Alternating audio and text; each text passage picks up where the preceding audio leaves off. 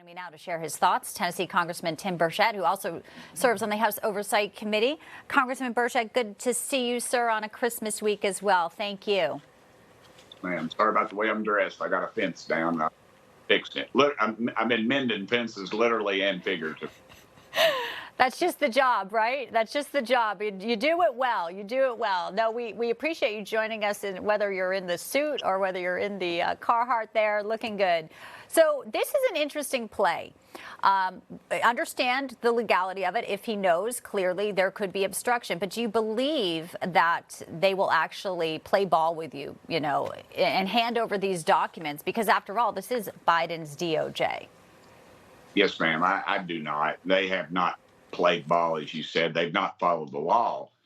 Joe Biden has been lying about this from the start. He said his son was not involved in any of this. He had no knowledge of it. He had no business interest in it. And then he's had to retract all those statements. And then, of course, the big one was he doesn't have any dealings with China. And then we saw the $5 million transaction where Joe got a nice cut out of that little deal. So they have done this continuously. It's an arrogance you're seeing out of this White House from our border situation to this. It's just a complete departure from what this country needs and deserves right now. We need real leadership. That's why we're under attack fiscally and physically throughout the world right now.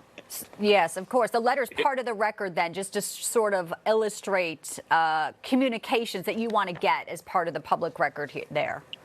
Yes, ma'am. And the letter, of course, is very well written, it's very precise, and it's very lengthy, but it goes through all the points that we need to cover. And we're following. This isn't a lynch. This is a legal proceeding, and the president is deferring to just obstruct at every moment. So it's a complete obstruction of justice. And yes, it's an impeachable offense, but we've got him on. Got it. I do want to ask you, while it is a quiet week, a lot of folks are at home. We did see yesterday the aid to Ukraine be allocated. The White House has now delivered $250 million, it says. We do know that this aid package is from existing resources, but still in limbo is, the border, and it was all tied in with overseas aid. So what is your take on how this was able to go through, but we still don't have the border security, Congressman Burchett? It's still just another instance of them obstructing really justice.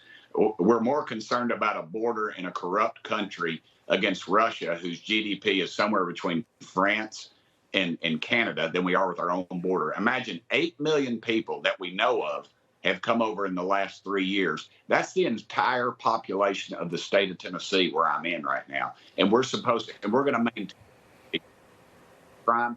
And in the negotiations, we don't even have the guts to bring up fentanyl with the Mexican president. This is I hope people remember this in 2024. And I want to thank you all. Y'all are putting the news out. You're not editorializing, but you're putting the real dadgum news out. And this is a crime. This is and we're just so used to it now. We just think, well, it's no big deal. But it is a big deal. When you look at the price of health care, we're going to have to take care of these folks. We're going to have to educate them, and we're going to have to feed them. And we're already clothing them and housing them. You're seeing veterans kicked out of housing in New York and places like that, so we can house illegals. And yet here we are. We're more concerned about what's going on in Ukraine than we are in our own country, and that is a disgrace. We'll have much more on the border ahead, with other cities reacting as well. I do want to get your thoughts. Finally, Nikki Haley said something last night in New Hampshire about the Civil War and not mentioning slavery. This was the exchange that's getting a lot of play today.